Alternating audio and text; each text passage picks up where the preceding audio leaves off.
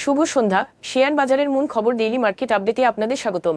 সূচক আজ 6.57 পয়েন্ট বা 0.12% সামান্য কমে 5,449 পয়েন্টে অবস্থান নিয়েছে। বাজারে লেনদেনের পরিমাণ দাঁড়িয়েছে 1,248 কোটি টাকা, যা আগের কার্যদিবসের তুলনায় 5.94% বেশি।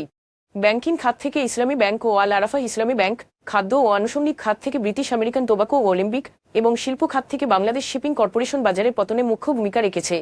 অন্যদিকে জ্বালানি ও বিদ্যুৎ খাত থেকে United power generation and distribution এবং পাওয়ার গ্রিড কোম্পানি, সিমেন্ট খাত থেকে লাফার্জ হোসিম বাংলাদেশ ও হাইডেলবার্গ সিমেন্ট বাংলাদেশ এবং শিল্প খাত থেকে ন্যাশনাল পলিমার ইন্ডাস্ট্রির বাজারের উত্থান ঘটায়, যার ফলে সূচক স্থিতিশীল ছিল। খাতভিত্তিক আয়ের ক্ষেত্রে তথ্যপ্রযুক্তি খাত সর্বোচ্চ 2.16% বৃদ্ধি পেয়েছে, আর জ্বালানি ও বিদ্যুৎ খাত দ্বিতীয় সর্বোচ্চ 1.94% বৃদ্ধি পেয়েছে। অন্যদিকে ব্যাংক বহির্ভূত আর্থিক প্রতিষ্ঠান এনবিএফআই খাত সর্বোচ্চ 0.93% ক্ষতির মুখোমুখি হয়েছে। আজকের শীর্ষ 20 ক্ষতিগ্রস্ত প্রতিষ্ঠানের মধ্যে 8টি ছিল এনবিএফআই। এনার্জি প্যাক পাওয়ার জেনারেশন, ন্যাশনাল পলিমার ইন্ডাস্ট্রিজ এবং ট্রাস্ট ইসলামী লাইফ ইন্স্যুরেন্সের শেয়ারের সর্বোচ্চ দর বৃদ্ধি পেয়েছে।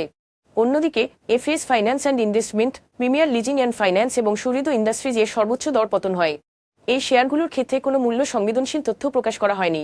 রিপাবলিক ইন্স্যুরেন্স, জিএসপি ফাইন্যান্স এবং ন্যাশনাল পলিমার ইন্ডাস্ট্রিজ এর লেনদেনের পরিমাণ গত 3 মাসের গড় লেনদেনের তুলনায় আজ উল্লেখযোগ্যভাবে বেড়েছে।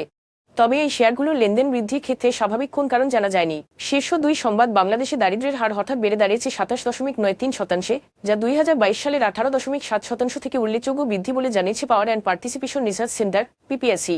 2022 সালে সরকারি হিসাব অনুযায়ী অতি দারিদ্র্যের হার ছিল 5 মুখে ফেলেছে এবং প্রান্তিক জনগোষ্ঠীকে উন্নয়নমূলক কাজে অন্তর্ভুক্ত করতে লক্ষ্যভিত্তিক নীতিমালা অত্যন্ত জরুরি।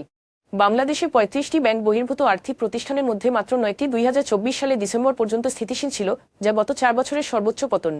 দুর্বল শাসন ব্যবস্থা, শিথিল নিয়ন্ত্রণ এবং অতীতের আর্থিক কেলেঙ্কারির কারণে খাতটি অস্থিতিশীল হয়ে পড়েছে।